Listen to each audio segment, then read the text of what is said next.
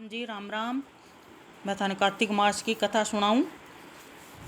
कार्तिक मास भगवान विष्णु को अत्यंत प्रिय है, जो शुरू होने जा रहा है।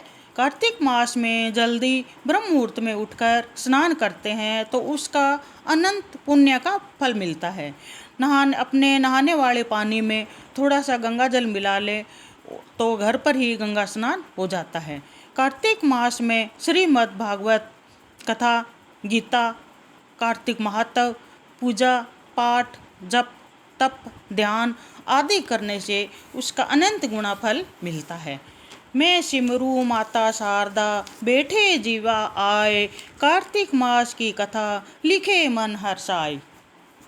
बोलो विष्णु भगवान की जय, लक्ष्मी माता की जय।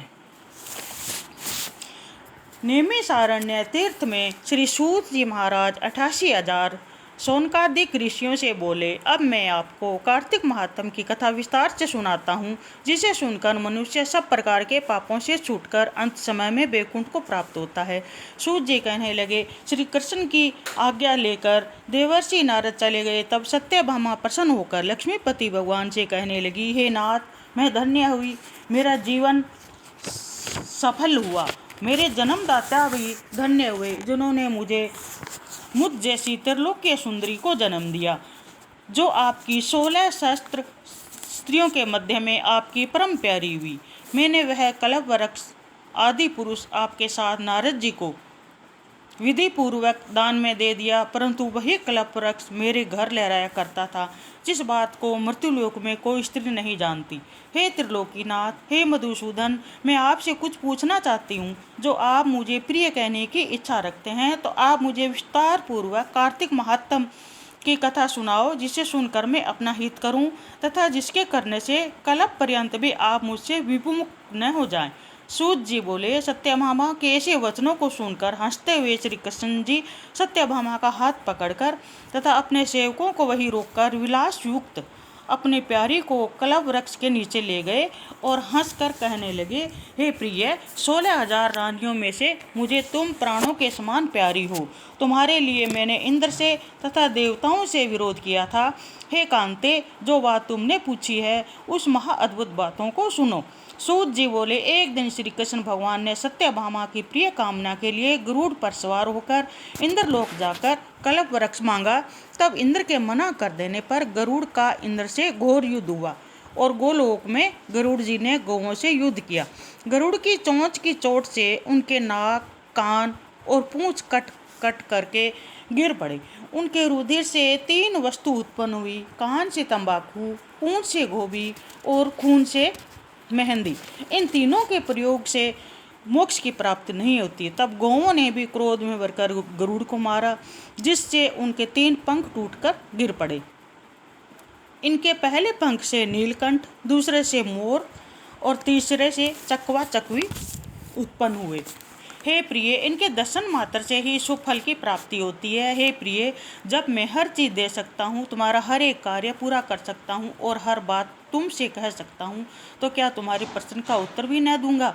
हे प्रिय, जो बात तुम मेरे से पूछो उसका जवाब दूंगा। यह सुनकर सत्यभामा बोली, हे प्रभु, मैंने पिछले जन्म में कौन कौन से दान, व्रत और जप नहीं किए? मेरा कैसा स्वभाव था? मैं किसकी पुत्री थी और मुझे मृत्युलोक में जन्म लेना पड़ा? ऐसे कौन से मैंने शुभ कर्म किए जिससे आपकी अर्धांगी हुई? अपने साथ गरुड़ पर सवार होकर मुझे इंद्रादि देवताओं के स्थान में फिराते हो। तब श्री कृष्ण बोले, हे प्रिय, तू ध्यान लगाकर सुन। जो तूने पूर्व जन्म में शुभ कर्म किए हैं विस्तार पूर्वक कहता हूँ। तुम किसकी पुत्री हो? कहता हूँ, पूर्व समय में सतयुग के अंत में मायापुरी में अग्निहोत्र में एक देव शर्मा नाम का ब्राह्मण वेद वेदांत का जानने वाला रहता था। वह रोज अतिथियों की सेवा करता, हवन और सूर्य भगवान की पूजा किया करता था। उसका तेज सूर्य के समान तेजस्वी था। उसके वृद्धावस्था में गुणवती नाम की कन्या हुई। उसका विवाह उस पुत्रहीन ब्राह्मण ने चंद्र नाम के अपने शिष्य के साथ कर दिया।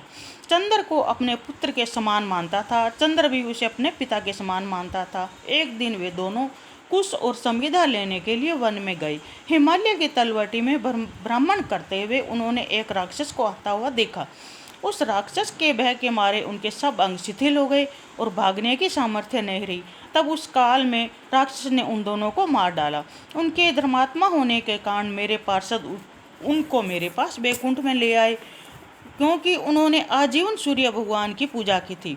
उस कर्म से मैं दोनों पर अति प्रसन्न हुआ।